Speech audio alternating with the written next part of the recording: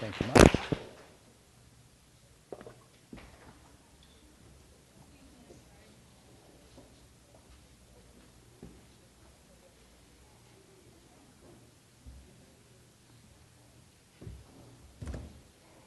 So thank you for joining us again this morning. I'm just moving the chairs out of the way, mostly so I don't trip on them and fall down. I have a bad habit of moving around a lot while I speak. So yesterday we talked about personal productivity. How can I get a little bit more done, and why is that good for me?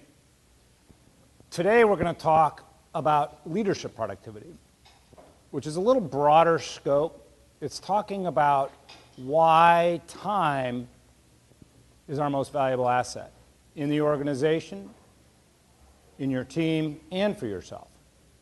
So we're going to look at this at a little higher level, if you will. We're going to go up to, say, 30,000 feet and think about how we work with time from an organizational standpoint and from an individual standpoint and from a team standpoint, and how leaders who are fundamentally charged with getting things done, because you see all kinds of leadership stuff, but very few people want to talk about the fact that if you're not getting stuff done, you're not much of a leader, or certainly you won't be very long, regardless of your title or your elected status, etc. You need to be getting things done. So leadership productivity is mostly about time, and we measure these things in the organization in lots of different ways, but almost always there's a time metric. So for example, if we can accelerate, if we can reduce the amount of time it takes to bring clients in, right, the sales process, the client development process, we'll have more clients sooner. It's a time metric. If we can reduce absenteeism in the organization, in other words, if more people come to work more often because they choose to, right, they're not taking a mental health day or whatever that happens to be, then we get more done by more people sooner. It's a time metric. If we can develop our people faster, so whether it's an assistant, a paralegal, or a young lawyer, if we can bring them up the learning curve faster, reduce the amount of time it takes, they're more productive sooner. Time metric. And then finally, like we talked about yesterday, if you and I can get a little bit more done a little bit more quickly by reducing interruptions and distractions that we suffer, we get a little bit more done. It's another time metric. So what that really boils down to when we start talking about this from a leadership perspective is that leaders understand that having people focused on the right things at the right time, at the right level of energy, starts to produce what I call the waterfall effect. And that is, as that effort and that focus cascades down through the organization and then spreads out to the client base, the benefits follow. Right? So this is a notion of leverage. It's not a financial leverage, it's leveraging time. So how can we, as leaders in our organization, and again, leaders to me are people who get things done, not people who have a title or a position or fancy initials after their name. I've got plenty, and it doesn't make me any better leader than I was yesterday. How can we as leaders produce this effect? How can we produce this cascading of a benefit down through the organization? Let me give you an example of how this really works at the ground level. Yesterday I mentioned that I am a co-founder in a company called Outdoor Play. What we sell is outdoor recreational equipment online. So camping gear, kayaking gear, climbing gear, that sort of thing. So if you need anything, let me know. But that's a sales pitch. Getting back to Outdoor Play from an organizational standpoint, though, one of the things that my business partner and I focus on all the time, one of the most important key metrics of the business, is what's called the conversion rate. Okay, so the conversion rate is the number of people who become buyers that started as shoppers. Right? So you think of yourself going into a store, you're looking around, and then you might find something that you want to purchase, you go to the checkout line, you convert from a shopper to a buyer, right? Very simple. Now on the internet, it's a very similar process, except there are some just incredibly different dynamics that occur. When someone surfs the web looking for a tent, a sleeping bag, they're going to come to Outdoor Play, hopefully, and they're going to be looking through all of the options that we offer, and they're going to hopefully find something, self-educate, select that, put it into their shopping cart, go through the checkout process, and successfully purchase the product. There's a tremendous number of steps along the way. And the funny thing about online shopping or online retail that's different than physical retail is my competitor is one click away. See, if you run into any snag going through my website, if you can't find something or if you have any difficulty at all, the last thing people do today is pick up the phone and make a phone call. The first thing they do is open a new tab, go somewhere else. Right? So this conversion rate is a really important metric because I've spent all the money I'm going to spend by getting you to the website. That's called marketing. So I have to figure out ways and watch very carefully how you move through the website and how quickly you do that, because every time I get one more person to buy something, I increase my conversion rate and I get a marginal revenue hit for that. Because all the Google ads have already been spent, all of that's already happened as you go through this process, right? But let's think about the waterfall effect. Let's get away from just the money. That's just the money, that's I made more money. But think about this. If you come to my website looking for your sleeping bag and you find all the information, you self-educate, which is what we do on the internet, you find all the information you want, you can run a comparative between a couple that you've selected, you then can determine that we have it in stock in the color that you'd like.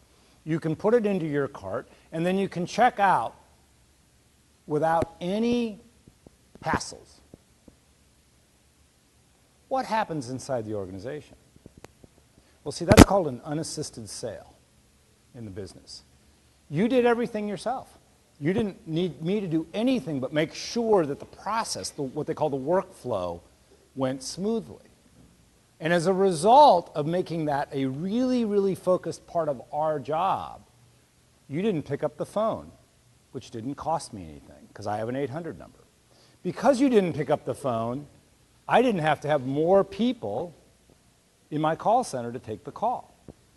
And because you didn't pick up the phone and I didn't need to have people in my call center, those call center people didn't have to answer the same 100 questions that they've answered 100 times in the past. They were able to actually work on more interesting work because they're there anyway, which means they like their job more, which means they tend to stay longer. And most importantly, you got to go on with your day happily. So the waterfall effect of one simple focal point for the leadership of the company was, because you were able to go through an unassisted sale very, very comfortably, I reduced my costs and I improved my efficiencies internally while also giving my employees a much more valuable work experience. And in the end, the customer reputation and the customer experience was very positive. That is the waterfall effect. That is the waterfall effect. So how do we do that? I mean, right, so that was just an example of how it works. But how do we actually do that? Well, I thought a lot about that, and I use Outdoor Play a lot in this particular seminar because I think it's very, very instructive. Don't get caught up on the fact that this is an e-commerce company and somehow that's different than practicing law. It isn't. It's all workflow. It's all about getting things done. And we're going to apply it to the practice of law in this case because all of you are lawyers. There are 6 principles we're going to discuss today. And those 6 principles are: 1, developing field vision. 2, keeping the glass half full. 3, leveraging the value of silence. 4, peeling back the onion. 5 will look familiar, setting the bar, as will 6, triaging priorities. We're going to put 3 examples, 3 basic tips and tricks under each of these principles with a lot of kind of exercises and stories that'll fill out how all of those come together to help you be a productive leader for yourself, for your team, for your firm. We'll take the quick break again. I don't have a book again. Somehow I seem to forget that all the time. Everybody got a book? Same drill, right? I know you're not going to read it. That's fine. I get it. It's all good. You're busy. Well, I told you the one plane ride reads, right? So when you go to the West Coast, read the first book, and then when you're flying home, read this one. Again, the materials follow the seminar very carefully. It's a little shorter book, thankfully. So you can find things in there if you'd like. Card inside, right? All of the suggestions, tips and tricks, conveniently located. One word missing, interactive part. Yesterday, I forgot to pick up the evaluations. Today, hopefully, we'll be able to pick them up. If you'd like to get spammed, put your email address in again, because I didn't get the yesterday's. We went right into another program. Questions, suggestions, criticisms, observations, anything you want to discuss in the middle of this, go ahead and stop me. Let's talk about it. Really important. So, as many of you know, we are in the middle of the football season. It's game day, and I know I'm in the South, so the SEC, big deal down here. I'm a West Coast guy, mostly Pac-10, now Pac-12. So Oregon's still good, even though they're 12th now. Arizona was really good last week. But developing field vision is something they talk a lot about with quarterbacks in particular. And developing field vision is the notion of being able to see everything going on and assimilating that information on a constant basis. Right? So sports, no leadership conversation is complete without sports analogies. So today what I want you to think about from a quarterbacking standpoint is how do these quarterbacks, let's say the NFL quarterback, who's got about 35 seconds to get everybody put together, everybody on the same page with the play, get up to the line, look around at the defenses, which now are being more and more disguised and harder to figure out, change the play audibly if necessary, get the ball snapped, and average play in the NFL takes about 7 seconds, not get mowed down by 2 or 3 300-pound guys who are running at them who are faster than you and I in 40 yards, gets rid of the ball, right? And he's got a whole bunch of people to throw that thing to or hand it off to. How do they do that? That's amazing. And they do it about 60 times a game. It's going to 80 with hurry-up offenses. How do they do that over and over and over? One of the things they look for in a developing quarterback is this ability to assimilate and respond to this dynamic environment. It's called field vision. They can see everything, and they don't have to think about it that much. They just know what to do. Well, I believe there are 3 steps to that. The first step is essentially understanding that you have to visualize a path. The second is to glance at the goal line. The third is to take some short breaks. Take breaks along the way, call timeout. We'll talk about the third one again a little bit like we did yesterday, but the first 2 here are really important. Visualizing the path. See, they have options, right? A quarterback in a game and you in a day of work have options. You can get there and throw the ball at the end zone 4 times and maybe you'll score, right? Just step back, huck it down there, see what happens. And that's what a lot of us do every day. We step back and huck the ball, and we just hope to God somebody runs underneath it and catches it. What if we actually broke down our day? What if we started visualizing how, whether it's the day or the project or the whole thing, the case, we started thinking about the steps it's going to take along the way in order to get to the goal line. That's what most quarterbacks really do. See, they're not trying to score. Oh, no. What are they trying to do? Get a first down. That's what they're trying to do. They have 4 plays, and they need to get a first down. And then they're going to put a series of those together. And if you ever wonder if that's what they're really thinking, watch the 2-minute drill. That's when you really see it. Rarely, except in a college game and they're behind by 3 or 4 points, rarely do they just step back, even when there's a short amount of time, and huck the ball down the field. What they do is they immediately start moving towards moving the posts, moving the goals. Right? They're trying to get the first downs, and they're trying to do it very quickly, and they are thinking about what those plays are. Is it a pass? Is it a screen? Is it a run? And boom, boom, boom, boom, boom. That's what I want you to be thinking about. So years ago, I saw a seminar given by a guy named Joe Clark. He was the production coordinator for a Las Vegas show called Le Rev. Le Rev is at the Wynn Casino. It's very similar to a Cirque du Soleil show, right? So all kinds of people doing all kinds of things for like an hour and a half. It's crazy busy. And he was a really interesting guy, very quiet, and he spoke kind of up at the podium. He says, well, you and I think differently. You see, when you came in here this morning, you saw a nice conference room. You'd look up every now and again. You saw a nice conference room all set up for someone to give a seminar. That's not what I see. When I walk into this room, I see 4 bare walls, a cement floor, and I start putting together the list of what has to happen to put this seminar together. There's a whole bunch of things that had to happen before anybody showed up this morning for this seminar to take place, right? So let's do a little drill. Everybody get out a piece of paper and pencil, if you would, please. Ask yourself, I want to make 2 columns on your paper. Who on the left and what? Who and what? Who and what? Very quickly, and we'll do this very quickly. I don't want to spend, it's an exercise. It's not put on the seminar. Write down, just a brainstorming way, who you need to help you put this seminar on today, right here, right now, who you need, and what you need. Go.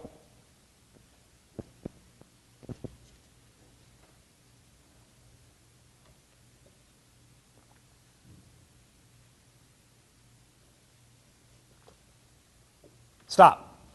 All right, so somebody give me a who. Who's got a who? Speaker. Who else? What else? Participants, right. Audience members. Caterer. Hotel manager, yeah. Assistant. Some guys go, I just delegate. Good for you. Give me a what. Who's got a what? Chairs. Over here, you guys are sleeping. They're killing you over here. AV equipment. Give me one. Coffee, good for you. All right. So you see how very quickly we ended up 6, 8 things? I mean, we took 30 seconds to write that list out. There's hundreds of things that have to go on in order just to put this on. And for those who do this work, which, by the way, is the most crazy business on earth, and I was in restauranting, I've been a lawyer, I've been in the e-commerce world, there is nothing like putting on conferences. It isn't even the same game as everything else. It's like the NFL is to like high school or pee-wee football, right? Seriously, I mean, I know what we do is hard. We're very important. But this business is hundreds and hundreds of details every day. All right, so what I want you to take away from this exercise is this idea that you can't just huck the ball down at the end of the field every day. You have to start thinking in these 10-yard increments and making sure your team is staying focused on that. It's your job to run the plays, and it's your job to move the ball down the proverbial field. We get paid to move the ball down the field. Running laterally takes us nowhere, right? We have to be moving forward. Now, how do we do that? Visualize the goal, visualize the path, and glance at the goal line. See, there's 2 kinds of leaders in most games, most managers. There's the bull in a china shop type of leader, and then there's the micromanager. These are the opposite ends of a continuum, right? Those that lean over the secretary and tell them the grammatics as they dictate into their ear. I have seen that, lawyer, more often than I care to remember. And then there's the bull in the china shop. This is the lawyer nobody wants to work for. Not because they're mean, not because they're irascible, but because they're such a train wreck to work for that you don't get any sleep while you're doing the project. Just deal with it. Oh, I don't. And then it's always like everything's an emergency and everything is off the charts and everything is a problem because this person won't simply stop and go, what needs to happen next? They just expect everybody else to do it. They're usually great at getting business. That's the problem, is they have this huge book of business, but they're a train wreck managing it.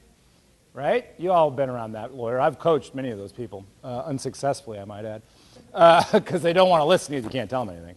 So what I want you to think about is this notion of glancing at the goal line. Both of those ends of the spectrum are important. You have to learn to give things away. You have to learn to let people run, but at the same time, you have to help them get there, not by telling them every step of the way. Okay, you can go potty now. Okay, now you can have lunch. No, put a comma in there. You can't do that because the more you tell people what to do, guess what? The more they wait for you to tell them what to do. And then they stand there waiting for you to do everything. Whether they're physically executing doesn't matter. It's whether they're willing to take initiative. So you have to find this middle ground. So I tell this story on how do I do that with my practice. How do I keep track of what I do? Well, I have a very simple set of rules for my work. I have a sticky note It's on my monitor. And it's got 3 short phrases on it. Create content, cultivate clients, deliver content. That's what I do. That's all I do. Very, very simply. So many times a day, I glance up at the sticky note and I ask myself, is what I'm doing one of those 3 things? Because if it's not, I'm on personal time, right? I mean, which is okay, but that's what that sticky note there is to remind me of. I can be in here on personal time, checking out Facebook or whatever it happens to be, or I can be working. And we talked about this yesterday, right? The work's always got to get done, so every time we're not focusing on what we need to be getting done, we're on our personal time. And that's okay, but just understand that. So I use the sticky note as a reminder to keep me focused on what the goal is. The goal for me is to create content, right? Seminars and blog posts and all that stuff. It's to cultivate clients. It's to develop my client base and hopefully bring more business in so I can go deliver content. Whether it's remotely, online, in person, doesn't matter.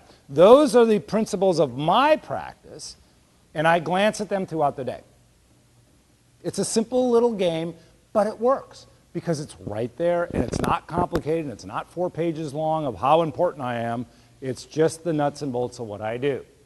Finally, calling time out. Right? So we talked a lot about, and we talked about the need for the 90-minute period and the need for focus and the need for the ability to break away and having that break. Now what I want to talk about for a brief moment is how important that is to your team. Because they can't focus any longer than you can. And it's our job as the referee, the quarterback, to think about whether they need a break.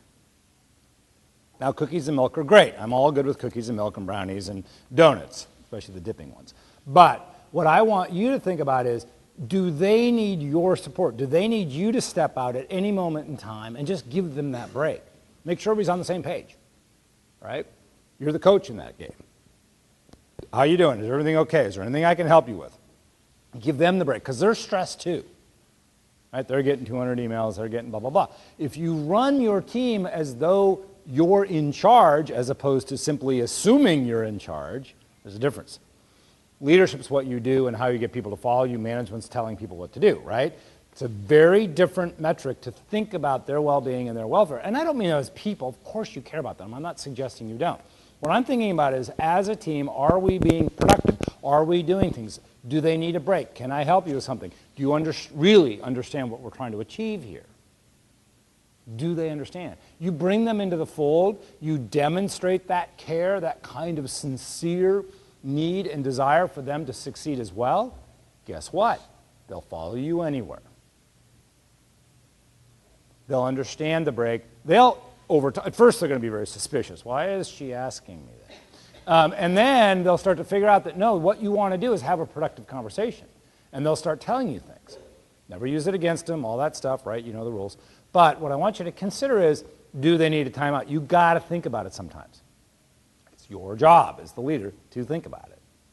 It's not their job to ask for it, because they won't. Or they might, but by then they're so burnt out that it's hard to recover from. It's your job to be thinking ahead. All right.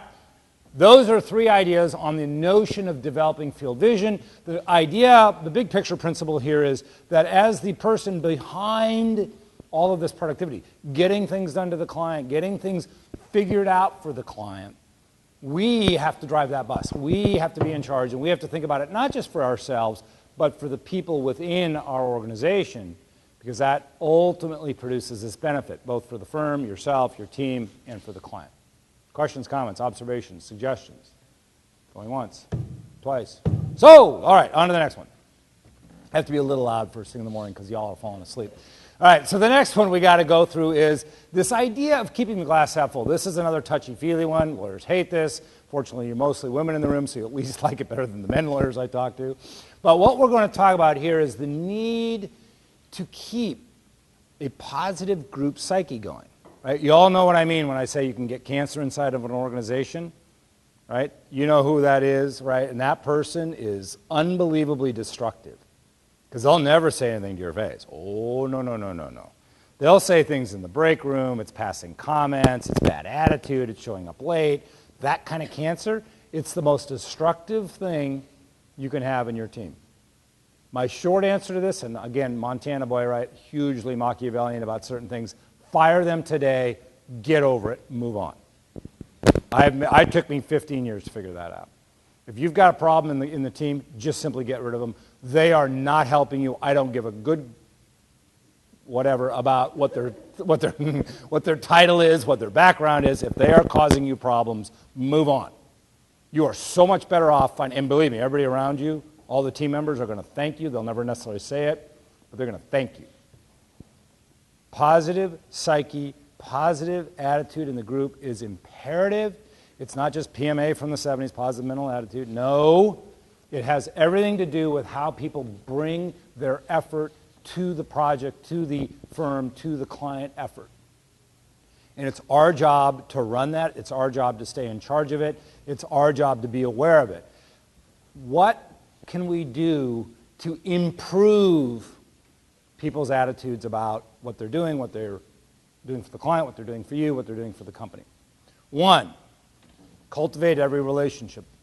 Right? This is what I call CRM for all. So CRM stands for Customer Relationship Management. And CRM is a huge amount of software. There's incredible amounts of money being made in this space of capturing everything you can about the client, right? You've probably heard of this in one way or another with your practice. Well, I'm talking about internal CRM. I'm talking about knowing and caring about the people that work with you. I want you to extend this idea of capturing as much information as you can, but do it internally to the group of people in your organization. Quick exercise. Everybody write down the name of the newest person to come to work at your firm or organization, company. The name of the newest person. Just the first name's fine. Now, underneath that, write down, are they married? Yes or no? Is there a significant other? What's their name? Do they have children? Do they have pets? What kind of pets? What are the names of those pets? Right? You see where I'm going. What are the kids' names? What are the kids' hobbies? We know Johnny plays soccer. We talked about that yesterday. But that was a good joke. So what I'm talking about is, you're going to run out of knowledge here, right? Because I could keep going to this kind of nth degree. But that's what we know about our clients. We know these things about our clients. Well, of course we do. What do you mean, of course we do? Well, but you have to. Why? Well, because we have a good relationship with our clients. You talk to your client once a week. What about your legal secretary? What about your paralegal? You talk to them every day. How come we don't develop those relationships more with our people? You want people to know that about you, right? It feels good to have someone come up to you and say, oh, man, it's so good to see you again. How's your husband, John? Or your kids, weren't they at camp last week? All of a sudden you feel important. You feel like someone cares.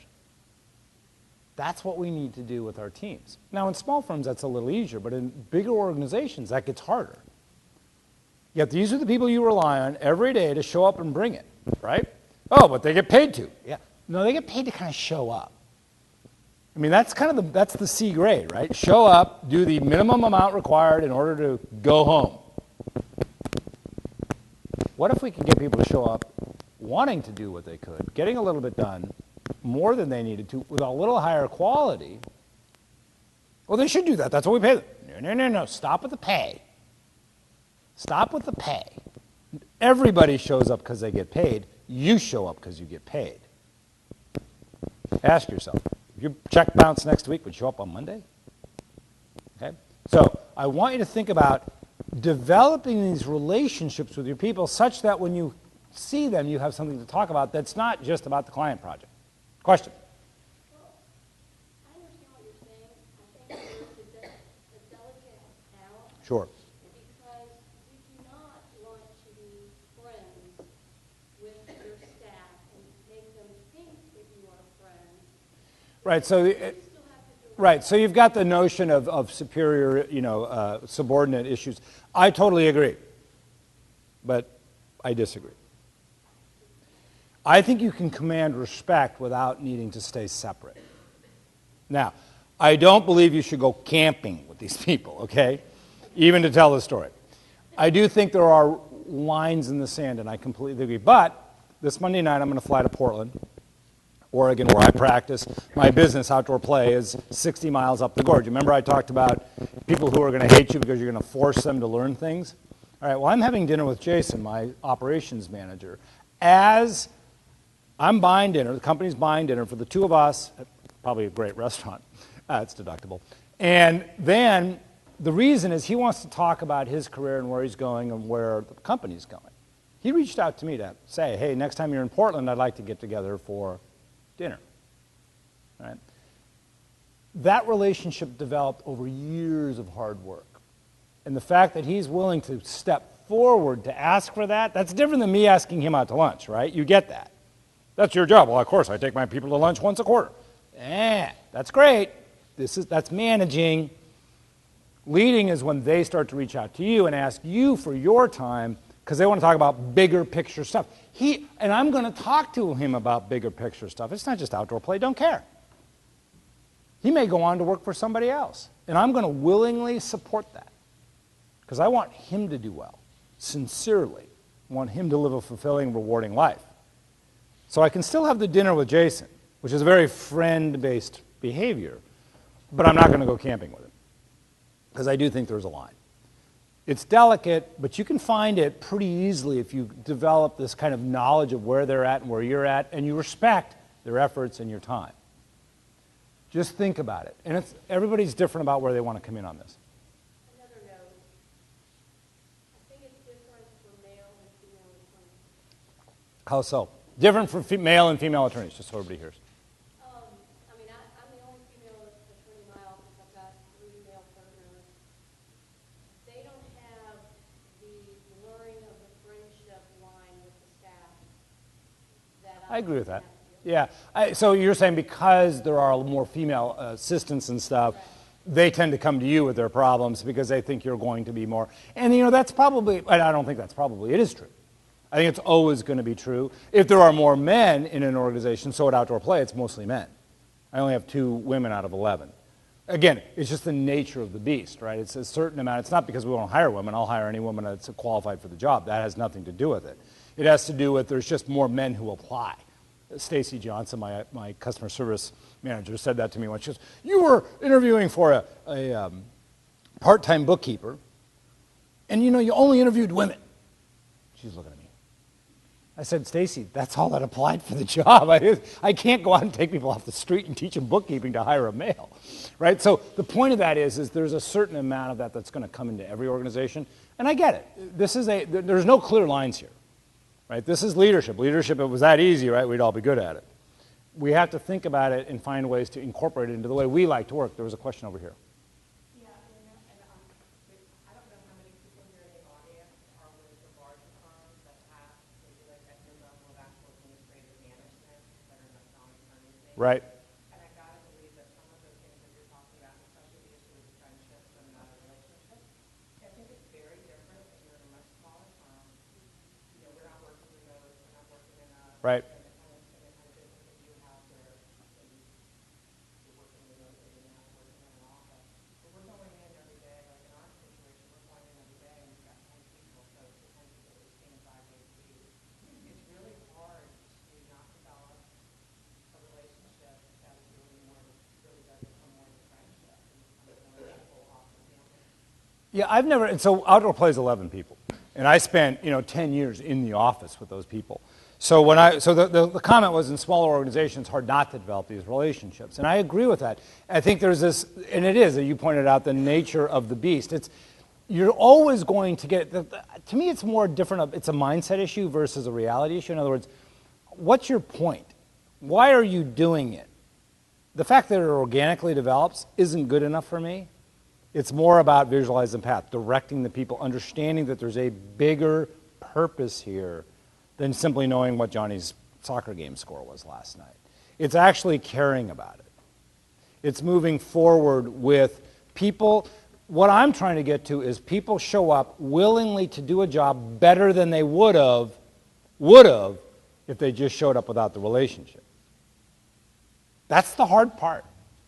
right? If relationships was easy, we'd all keep them.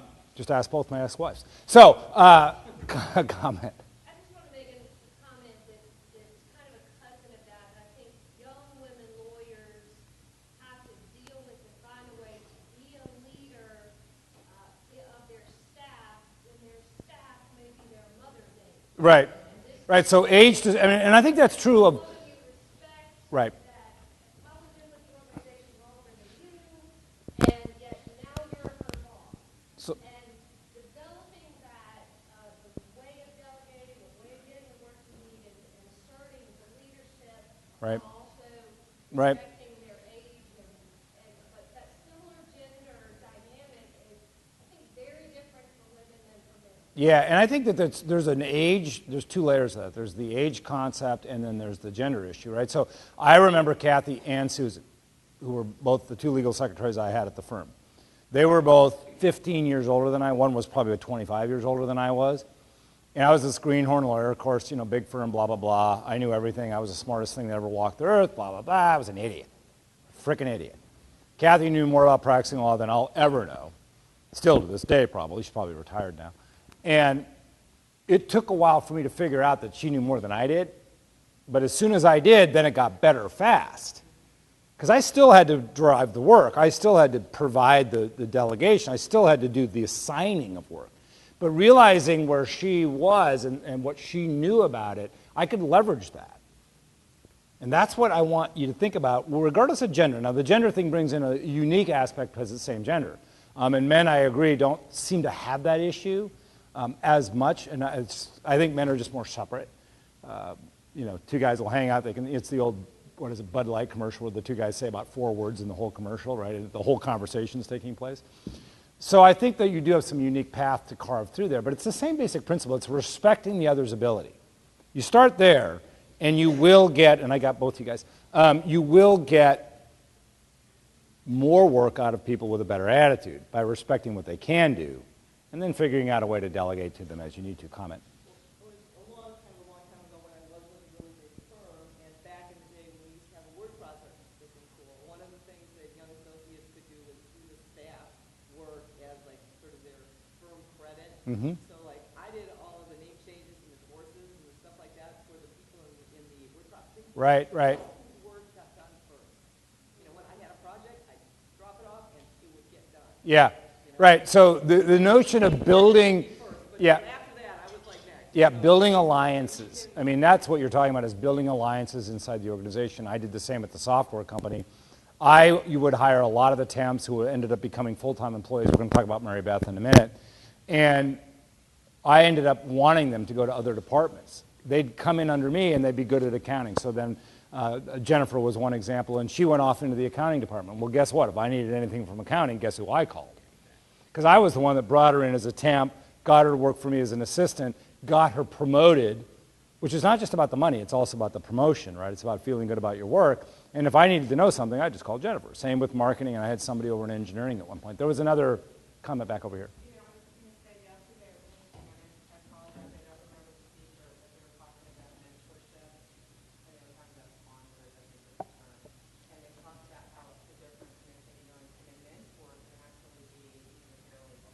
Right. And I will tell you that, you know, I remember when I was younger, a couple of years ago. Last week. Hey, watch it. I've seen your picture on the back of the book. You don't retake your pictures. When you were, you know, it's as good looking as you're ever going to get. So I had a lot more hair.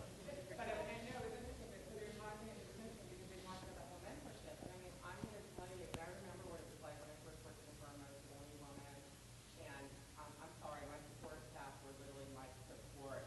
Yeah, yeah. And really and truly, you know, it's funny because I'm embarrassed to say this, I never thought about my key real estate paralegal who's been with me forever and a day. She really has been my mentor in many respects and taught me everything I know. But I do also know that, I mean, it's been a long dance of learning how to have a relationship where you really truly care so much about one another that you also know that sometimes you have to be the boss and you have to say Right. no and they have to, and Yeah, you got to find your way. Yeah, and everybody's got a different style, so that's part of it. The key here, and the point you're raising, and I feel the same way about it, in particular Kathy, my first legal secretary, is who was the leader there? Who was the one that exercised patience? Who was the one that realized the other person needed to come along? It wasn't me. It was Kathy. Right? So that's what I want you to think about. Who was the leader in that relationship? Right? That's the key, right? Who was the one making sure things got done? Okay? So just think about that stuff. Embracing, where were we at? Mandate dignity and respect. Oh, we love to talk about dignity and respect, don't we? Everybody's got dignity. We at the firm, we provide everybody dignity and respect. We certainly respect all of our people. A little quick quiz here, a little raise the hand. How many people have had to let somebody go before? All right. Now, don't think about this, or don't raise your hand on this. I want you to think about this. Think about somebody that you've had to let go. Could you call them up today and have lunch with them? Right? That's dignity and respect. That's recognizing that this isn't working out for us. Doesn't mean you're a moron. We love to think about that in the law. It doesn't mean you're an idiot. Now, if they stole it from you, my rules are really simple. I will not fire you unless you steal from me, hit me, right? Or don't show up. I mean, if you don't show up and don't call, there's no respect in the relationship, right? If you hit me, there's no respect. There's no dignity. If you steal from me, there's no respect. So I learned the hard way how to deal with that. I can honestly tell you that the first probably 10 people I had to fire at outdoor play, I could not do that with. Why? Because that sucks. It's the worst thing you ever have to do in any job is to let somebody go. And what do you want it? You want it to be over. That's all you want. You just want it to be over right now.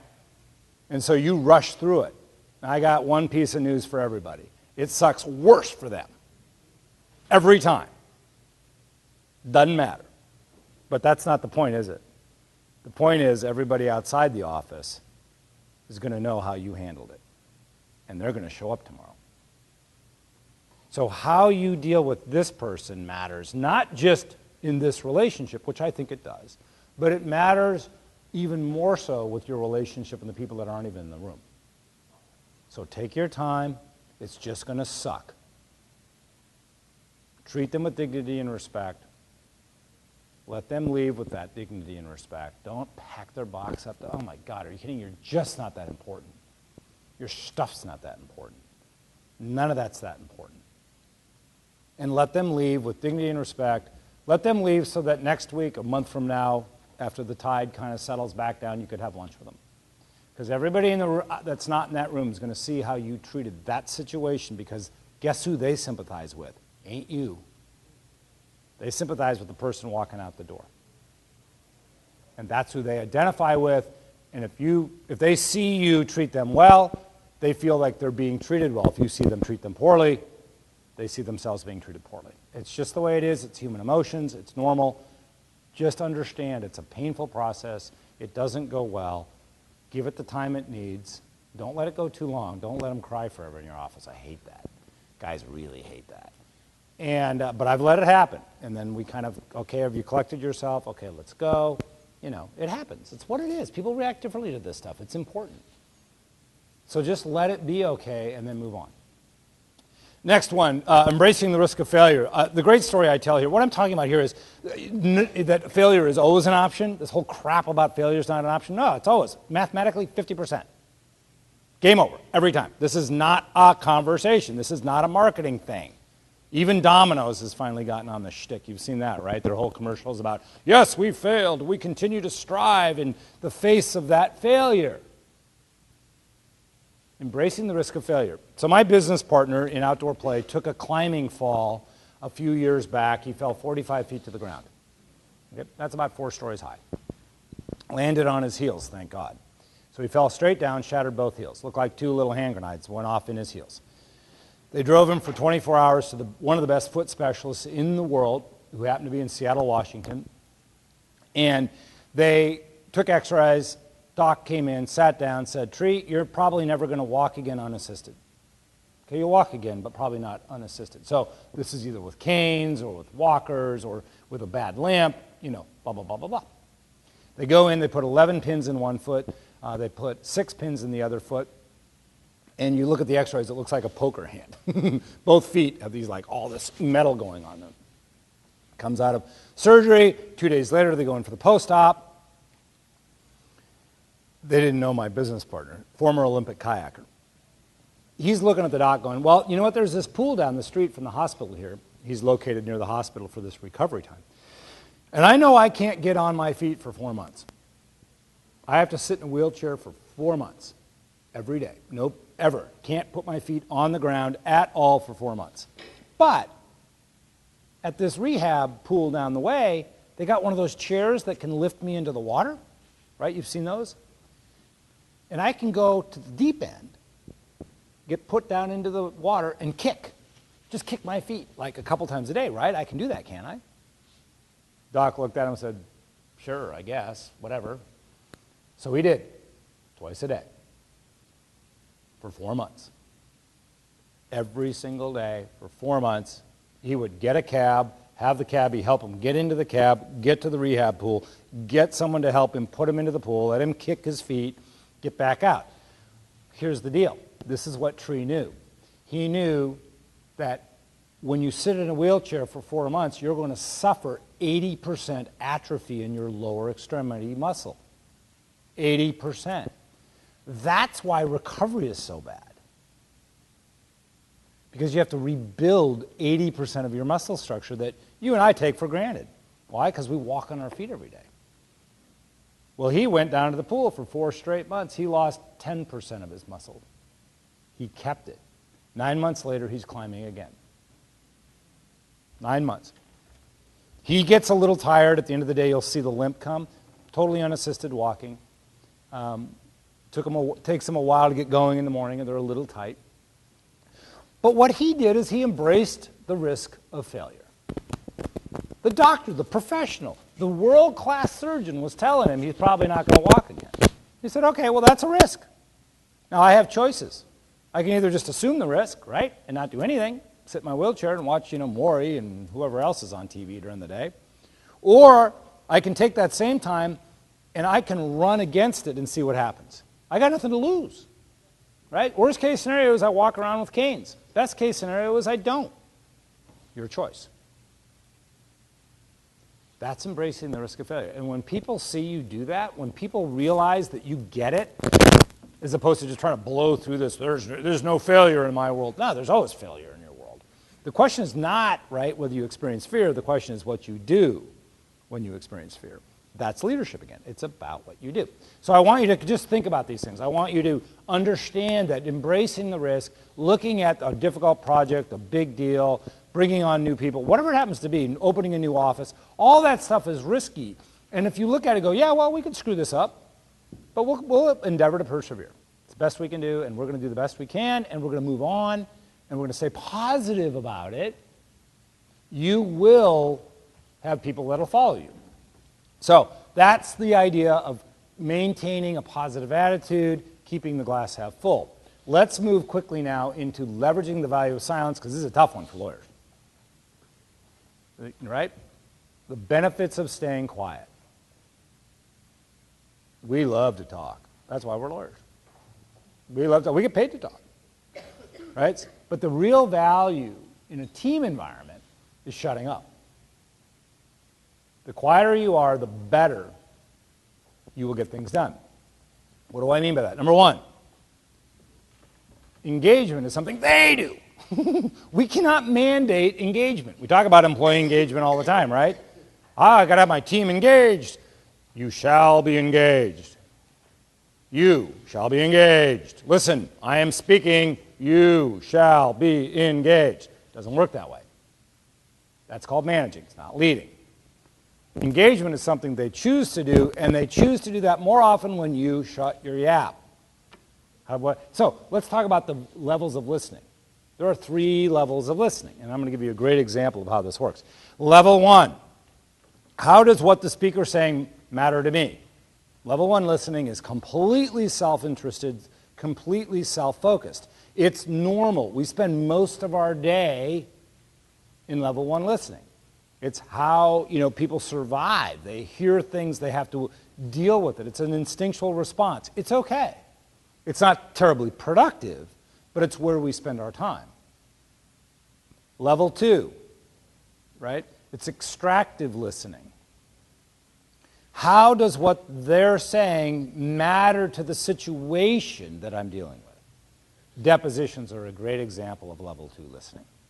You're focused on them still, right? So then what happened? So then what happened? So then what happened? But the information you're taking doesn't really apply to them. It applies to something other than you necessarily. It applies over here to this situation. That's how a deposition is a good example. Okay?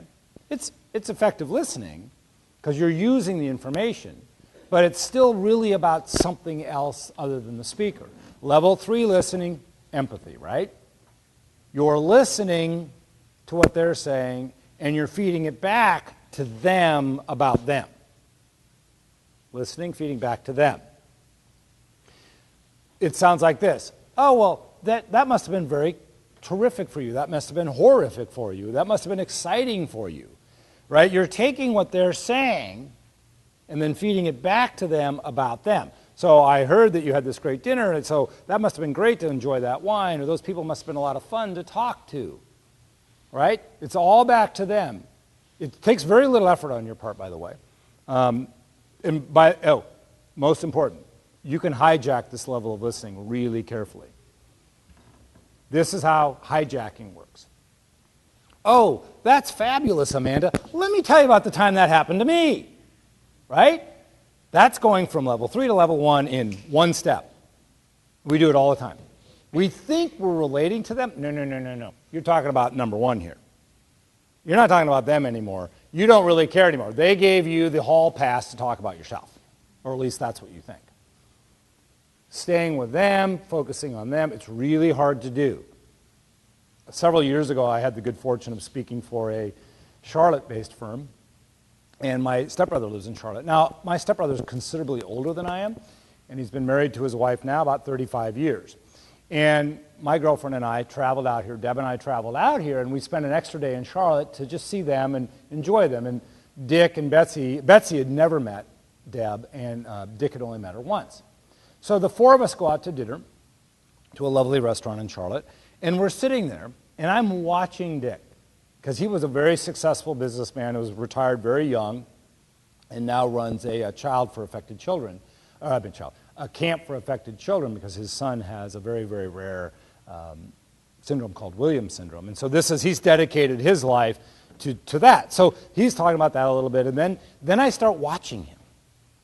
And he'll turn to Deb, and he asks Deb a question, and he's all in on her and feeding back to her. And then he'll turn to Betsy, his wife of 35 years, and say, well, so what do you think about that? Taking her, Deb's stuff, turning it to Betsy. He's all in there. He's all in with his wife of 35 years. Then he turns to me, and then he changes the subject. And I realize this guy's a gifted conversationalist. He's gifted at empathy. He gets it. He gets it at a genetic level. And we've all been around this. They said Clinton was like this. That when you were even in a receiving line, you had 20 seconds with them, you got all 20 seconds. There was nobody else in the world, right? And we've all met people like this. Now, they are gifted. They get to be in, Gladwell studies and outliers or whatever. But what I want you to think about is, how can I be more like that? Because the more you can engage in listening and then feeding back, as opposed to talking, which, again, hard for us to do, the more people will follow you. Why? Because you care. You've shown them you care. Leadership's about what you do, not what you tell others to do. So I want you to think about level 3 listening and how to do it. One great way to do this is to count to 5.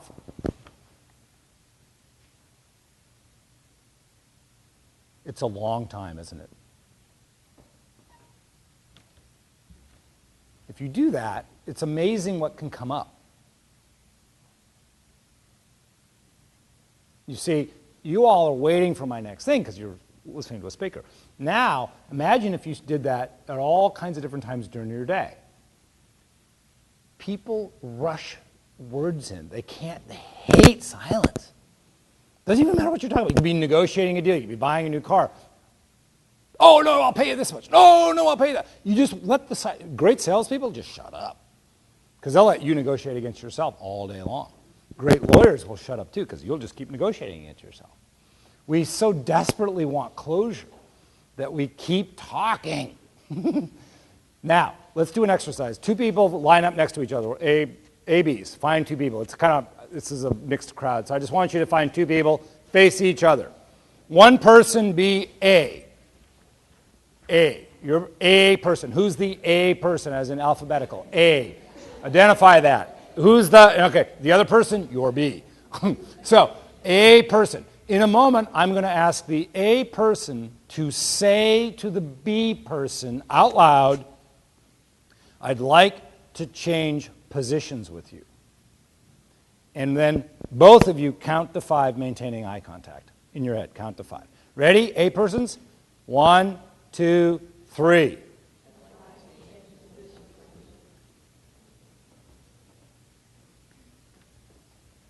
Okay, so, long time, huh?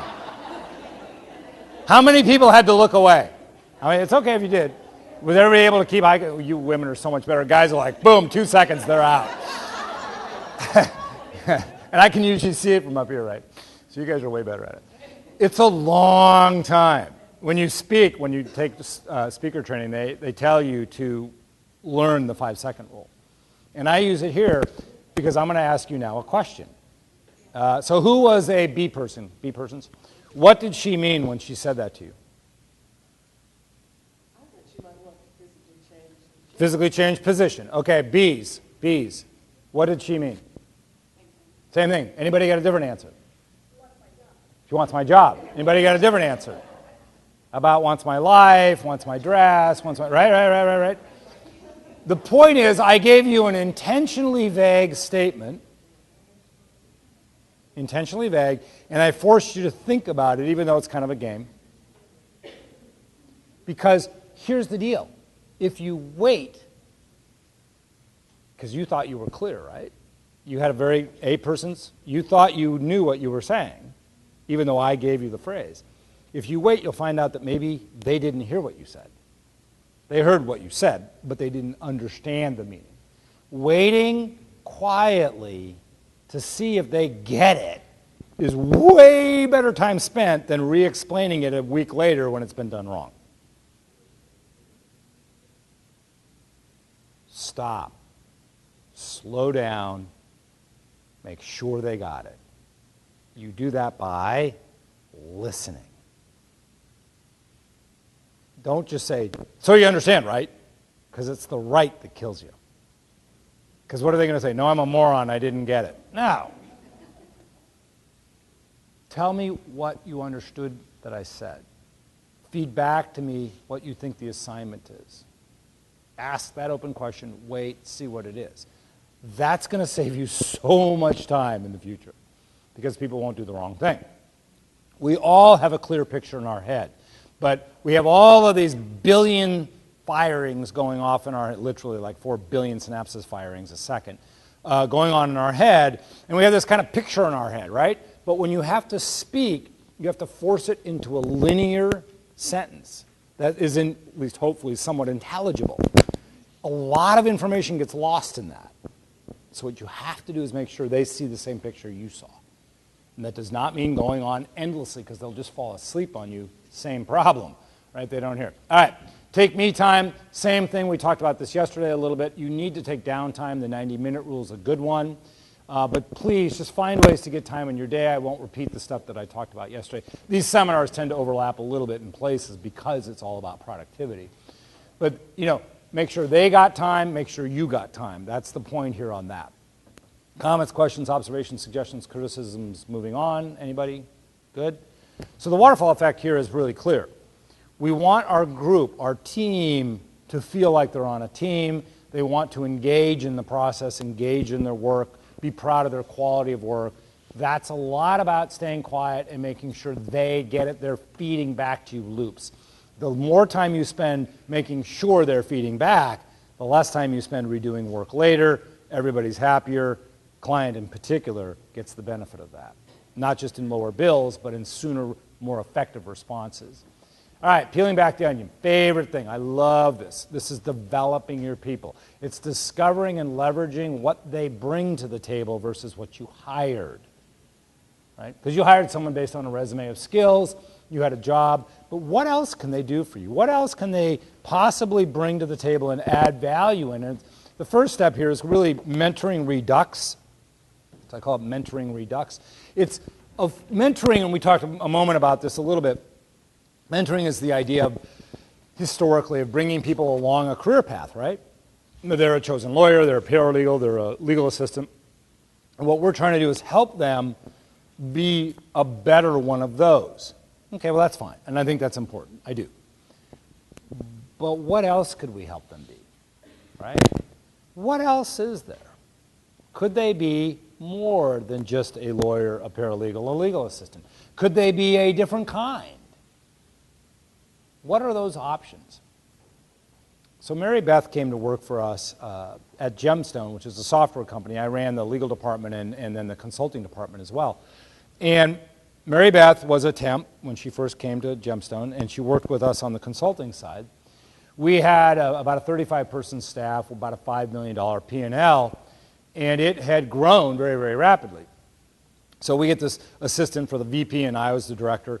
And we're running around, and Mary Beth, back up for a second. Mary Beth was a fine artist. And I don't mean she was good, I mean she was literally a fine artist, oil on canvas. Right? So she wanted to be a legal assistant or a executive assistant, probably just slightly more than she wanted to be a nanny. Right? Changing diapers was a little bit more off-putting for her because she wasn't a mother at that time than pushing paperwork around. She wanted to paint. That's what she wanted to do, but starving artist problem, right? So she had to have a job. So Mary Beth was working for us, and she was actually very bright, very capable, showed up on time, all that, and we bring her on to the team eventually. You start with a temp, and then you bring them on full time. Well, as we were growing, we realized that our field consultants, the people that were running the teams out in the field, needed to have some operational direction so that we could have a little bit more sanity in the way we were running our business, because it was a global Fortune 500 type business. We did infrastructure software for these big, huge companies all over the world. And Richard and I, Richard was the VP, sat down and said, we need to get these guys and gals in the field a manual, some kind of operations manual. So how do we bring in a client? And how do we, go through a consulting engagement structurally, not substantively, structurally, a workflow model? And Richard looked at me and says, okay, well, you go ahead and create one. And I looked at Richard, I said yes, but then I walked away going, I have no idea how to do that. I'm a lawyer, for God's sakes. So I sat down with Mary Beth. And I said, Mary Beth, we have to build an operations manual. And I'd like you to take charge of this project, right? That's called delegation. And she blinked at me, blink, blink.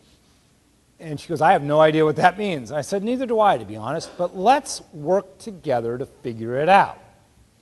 What I'd like you to do, and this is the early days of the internet, this is the mid-90s, I'd like you to do a little research on the internet. I'd like you to talk to other parts of the company. Go to marketing, in particular go to Marcom, marketing communications, go to the customer service group over in engineering, right? Go up to the accounting group, because I knew that those people all had workflows that they had figured out for their businesses, that part of the company.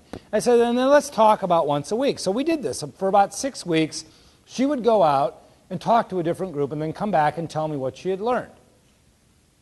And then we'd talk a little bit about how that applied to the project, and then I'd send her off and back and forth, back and forth. Well, over the 6-week period, she developed the operations manual. She built it for the ground up. What talent did I use in order to achieve that result? She was a creative person, wasn't she? Oil on canvas. She could take a blank piece of canvas and create a beautiful picture from it. She could see something and then make it real. She could translate concept to reality. I, on the other hand, total lawyer, linear. Right? I can't do that. I am very linear. So what I realized along the way was she was getting this faster than I was, because she could see the bigger picture developing in her head. She could actually do it. Now, we applied that talent differently than she was used to, but the good news is I left to go to start Outdoor Play in 1999, and she assumed my position. Because not only did she already know the position, but she knew how to run it, because she'd built the manual for it. Right? So this is the idea of leveraging talents inside your people that pre-exist in a way that benefits everybody, themselves, the organization, and the clients. So everybody write down the name of one person in your organization that you know could be doing more than they are today, whether they work directly for you or not. One person that you know could be doing more than they currently are. They're underperforming or they're not at their peak level of ability. Just write their name down because I want you to physically have written their name down. Now, your homework at the end of this day and as you go home and over the next few weeks is to find ways to help them be more. Find ways, suggest things, engage in the conversation, listen to what they have to say. How can they be more? Because they may leave you. They may leave your department, they may go somewhere else, but they will never forget you. They will always be on your team. And if you ever need anything, you've helped them, they'll help you. We had that conversation a minute ago. This is one of the best things you can do for your people, and by the way, it's incredibly rewarding to do.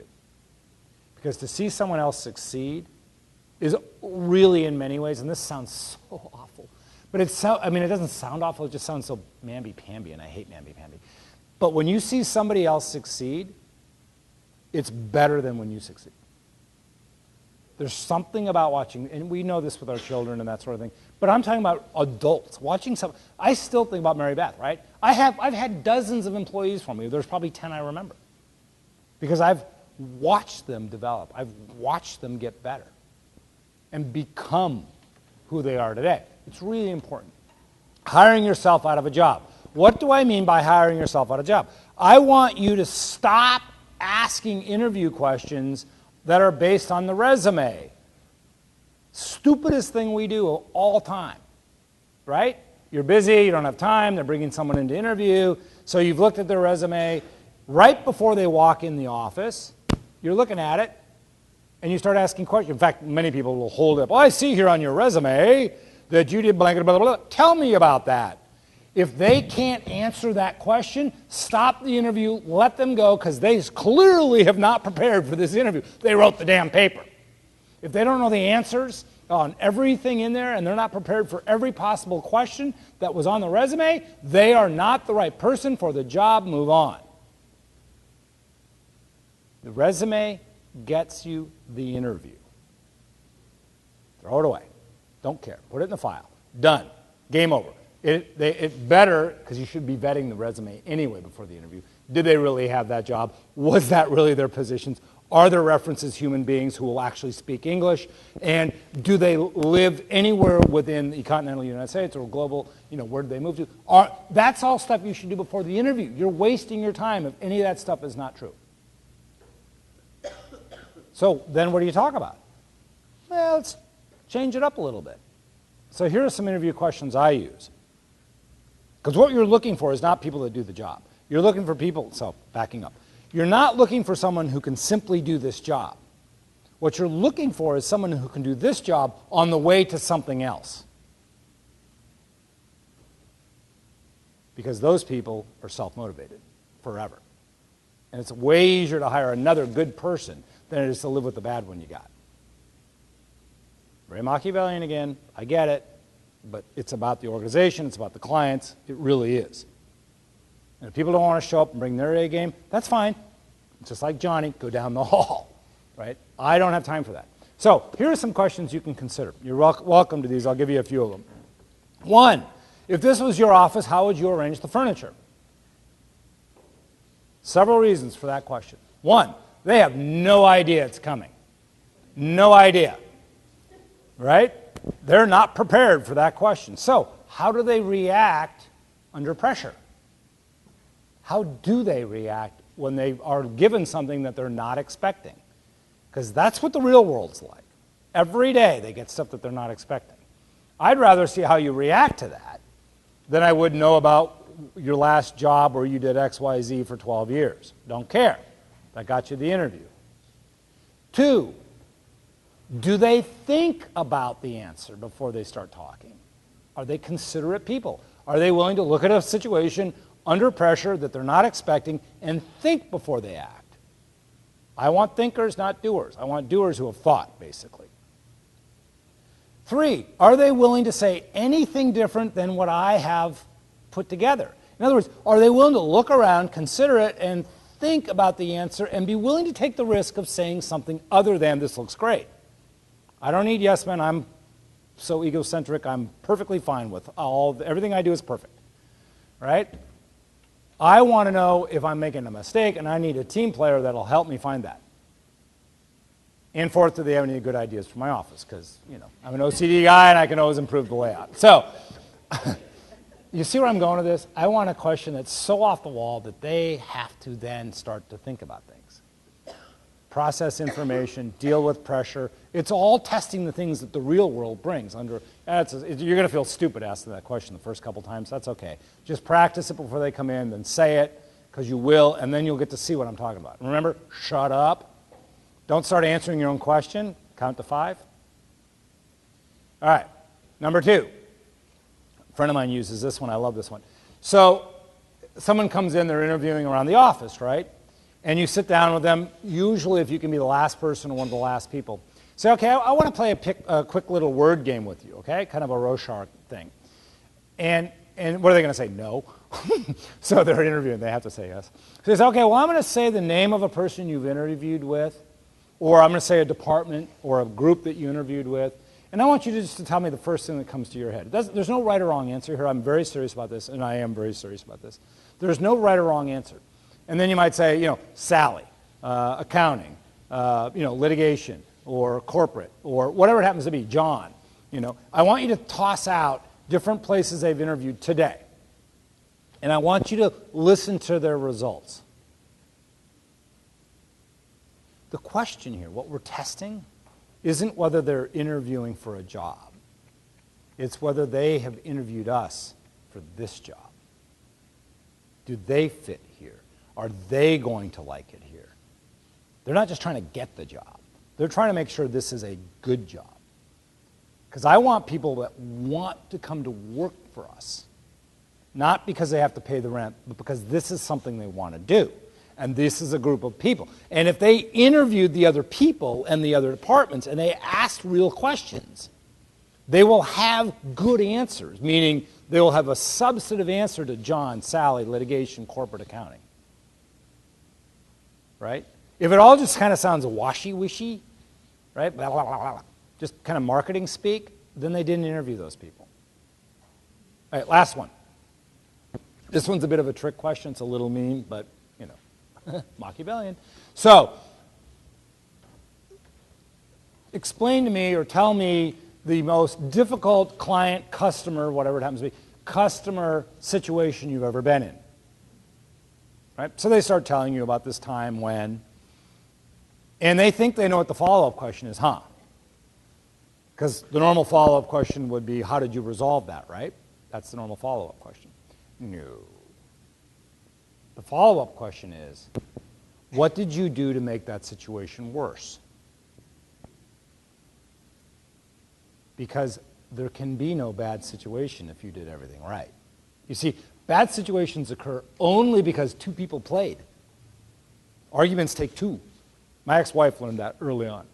We get in an argument, she'd stomp, just turn around and walk out of the room. Now I'm not in an argument anymore. Now I'm standing there feeling like an ass. She won every one because she just walked out of the room. You can't have an argument with one person. You can't have a bad client situation, a bad customer situation, unless both people are participating. So at outdoor play, right? So one of the things we do is we ship kayaks all over the country. Giant body bags. These are black, sheathed, 17-foot body bags. You can imagine that stuff gets messed up on the way.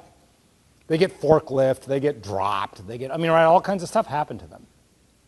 So it's not terribly uncommon, probably 10 times a year, that someone calls up, they've got a 17-foot body bag in their front yard that someone has pierced with a forklift, right? This is a bad moment for them. It's a $2,000 problem sitting on their front yard, and they have no idea how to fix it. So they are understandably a little pissed off when they call. They're a little stressed out, if nothing else. The very first thing my people learn, and we are on this like white on rice, the very first thing they learn is one response. I'm so sorry this has happened to you. I will get another one out to you today.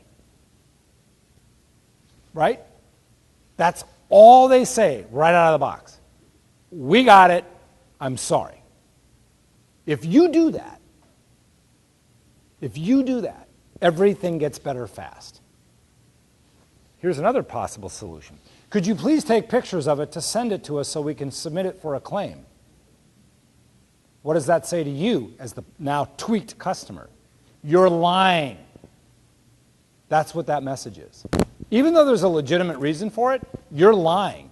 I've asked you for pictures. Remember, you're not just an audience sitting in front of some guy yelling at you from the podium. You're got a 17-foot body bag in your front yard that cost you $2,000. You're tweaked. The minute you hear pictures, you think they don't think I'm telling the truth. And I know that because I learned that lesson the hard way. Right? Because our shipping company, blah, blah, blah. So I renegotiated our shipping contract. No, there are no pictures. There will be no pictures. You have to understand that I got a 17-foot broken body bag. Somebody broke it. It's not the customer. They don't have a forklift. Dude, you understand my claims department. That's okay. I'll take my $200,000 a year account somewhere else. Oh, no, I'm sure we can work something out. Okay? What I want you to think about is asking this question is not about whether they fixed the problem. It's about whether they learned from making the mistake of not fixing it properly. Because they've already told you about a bad client situation. Yes, there is the 10% rule. There are 10% of the people in the world who are simply difficult. Game over. I get it. But that leaves 90% of them that aren't. 90% just want their meal, they just want their hotel room, they just want their kayak. Right? So if you learned from that experience, then I want to hire you. If you just simply thought it was their fault, I don't want to hire you. All right, remember yesterday we talked a little bit about guiding and directing? All right, so the throwaway here is who's driven a car before? Car drivers, just like the campers. Who's driven in a car? Right? Passenger. Who learns the direction to a new destination better, driver or passenger?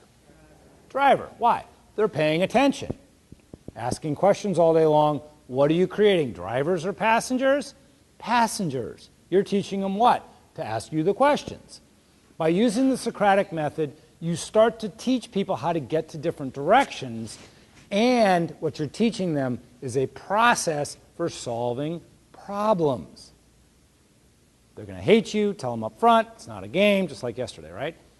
What you're doing is getting them to figure out how to solve problems, not try to have an inventory of answers.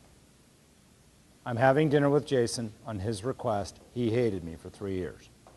Hated me. Because I never answered a single question. Now he loves me, figuratively speaking. All right, so peeling back the onion. This is so valuable.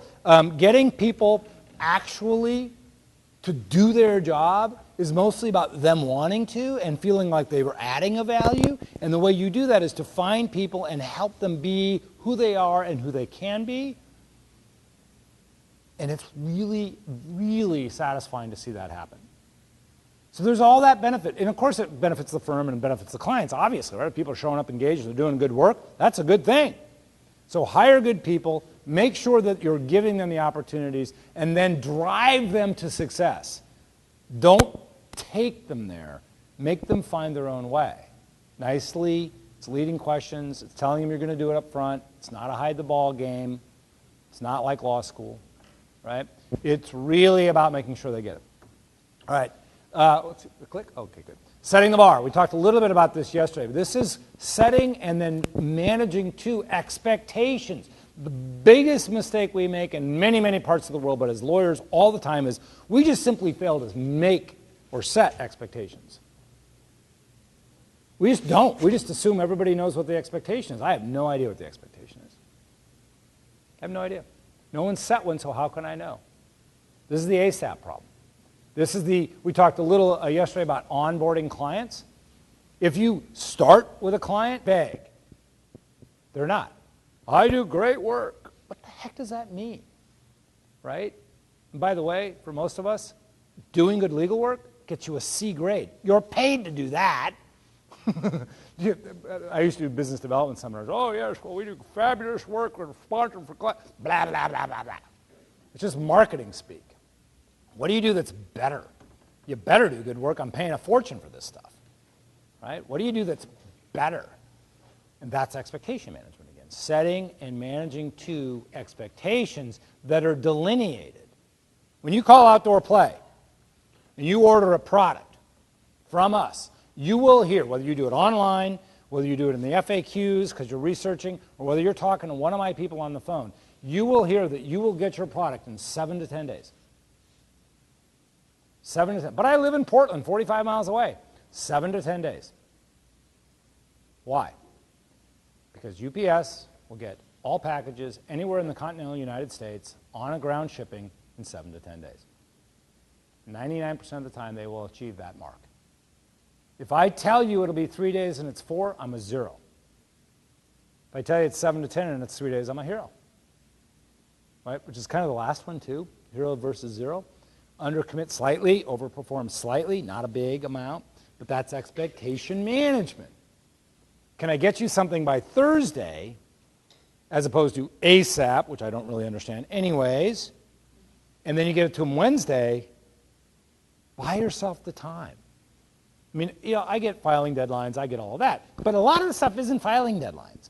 It's this sense of vague urgency that we live within that really messes up our ability to be effective with our clients. What you really want to do is focus hard on the work and not feel the need to try to multitask. We already did that example, so that you can do quality work in a timely fashion.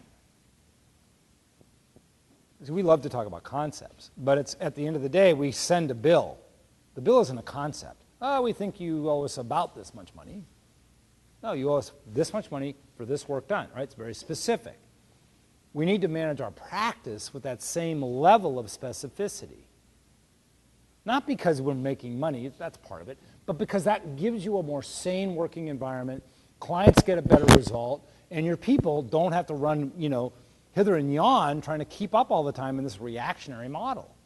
The more specific you can make your practice, deadline setting, expectation management, all of that, the better things run. It's very true. I mean, I complain all the time about air travel, right? Because I travel all the time.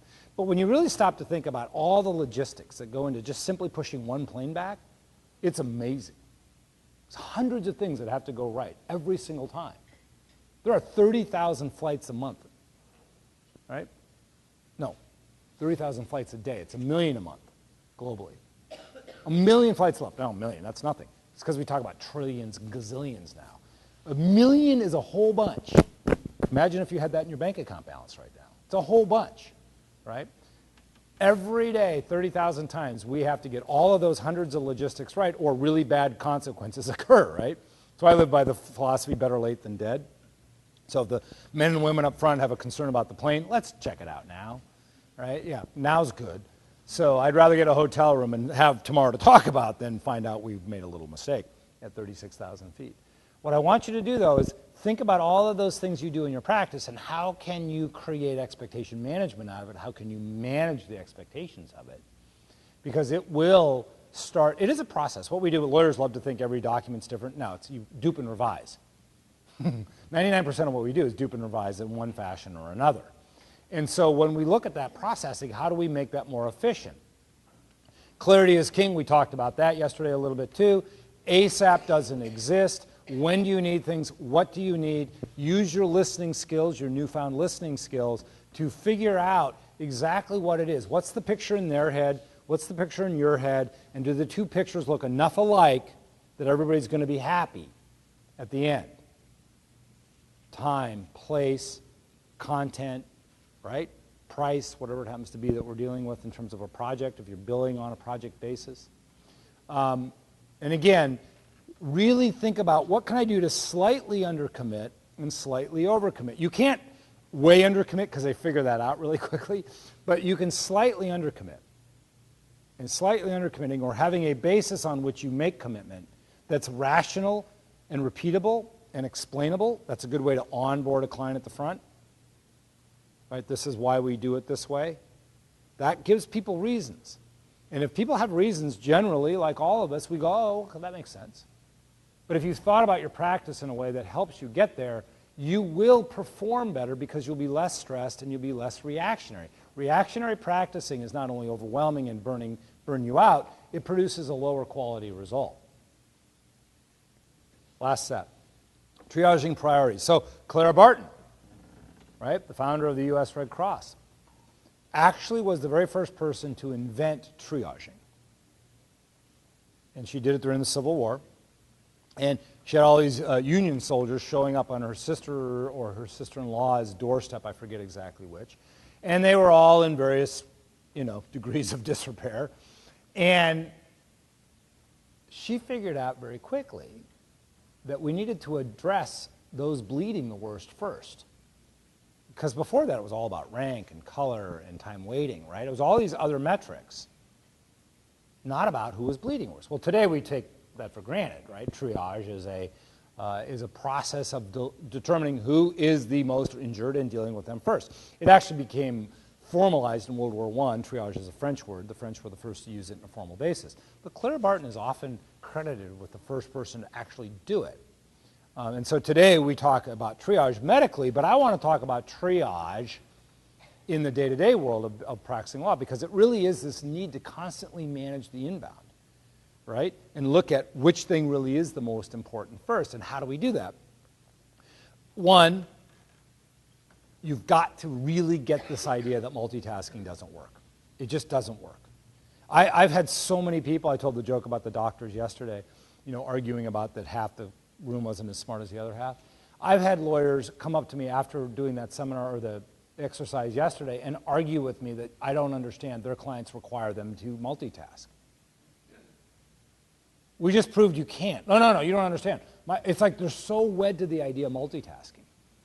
And I said, well, that's fine. I've learned, don't fight the obvious battle, right? So I've said, well, that's fine. Then just tell your clients it's going to cost them about 40% more to do the work. That's what I just proved to you. It's going to take you 40% longer to do the same work with probably higher mistake rate and less quality, but that's a side issue. Just tell them it's going to cost 40% more and see how much they want you to continue to multitask. Because the reality is, no one's telling you to multitask. I've yet to ever have a client say, Paul, I expect you to multitask. And you better be doing that because I'm paying for it.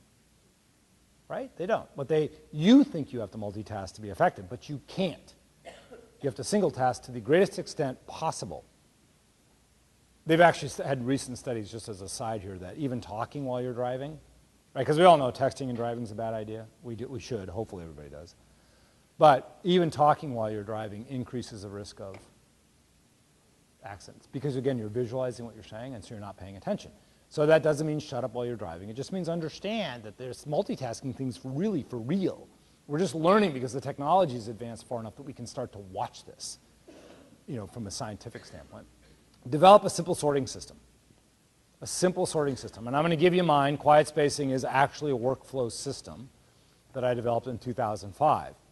But what I want you to be able to do is develop a system that will tell you which body is bleeding worse. And the first thing you have to do is, A, declutter.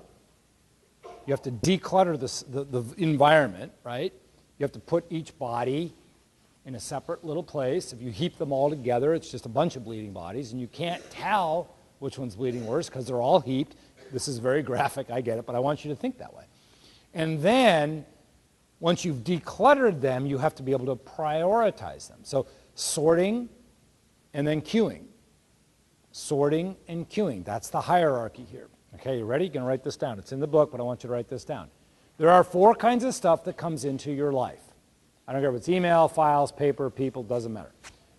Trash, archive, reference, work. Trash, archive, reference, work. Get a little sticky note, put it on every mirror in your world. Put it on the rearview mirror of the car, put it on the bathroom mirror, put it on the bathroom mirror at the office, at home, everywhere. Spend 5 minutes memorizing that. Trash, archive, reference, work. Everybody together. Trash, archive, reference, work. With heart. Trash, archive, reference, work. That's it. That's all that comes into your world. I've been doing this 10 years. That's it. We have just taken all the bodies that are heaped and separated the bleeding bodies out. Trash, things you can throw away, just throw them away, for God's sake. Start the landfill process. It'll be oil in 3 million years, if we're still here. Archive. Archive is finished worked product, finished work product. Things that you have completed and things related to things you've completed that can be put away, never to be seen again, hopefully. Right?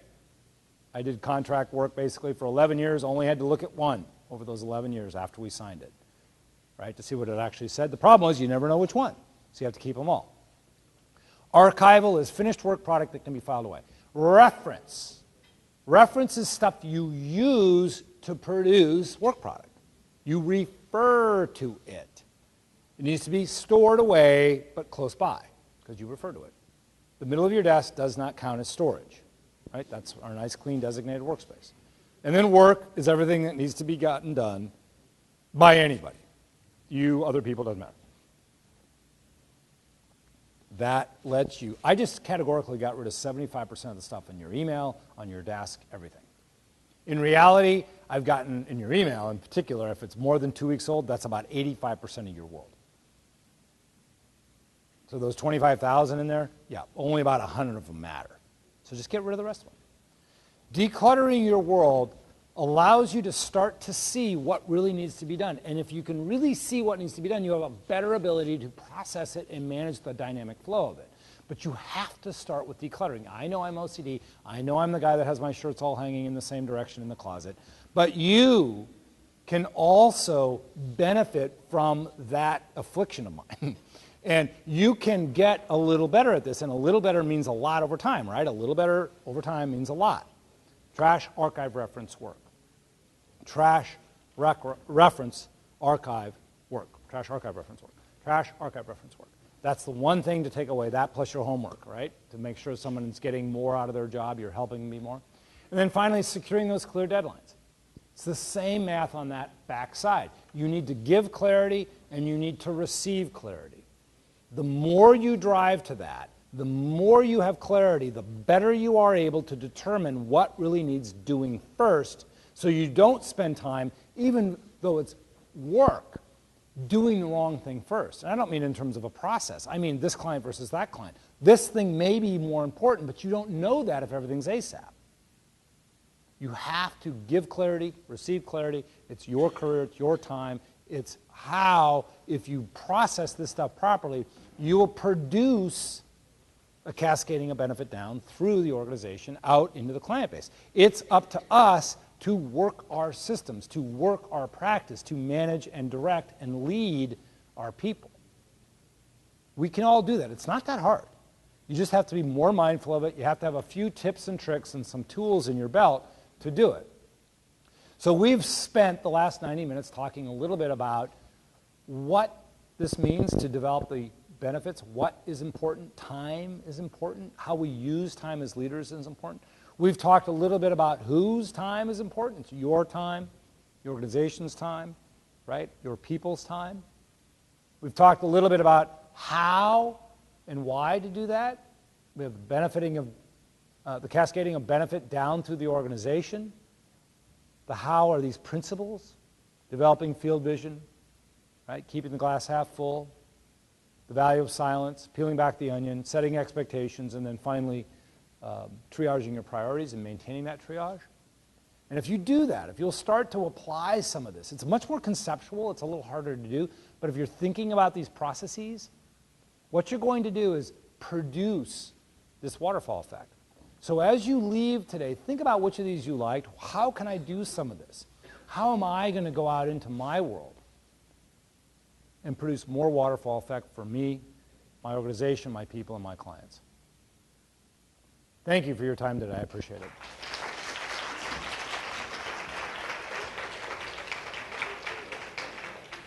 A little long. Oh, and yeah, fill out your evaluations if you would, please. Leave them there. We'll pick these up this time. I think we have a few-minute break. We don't have a few-minute break, so I will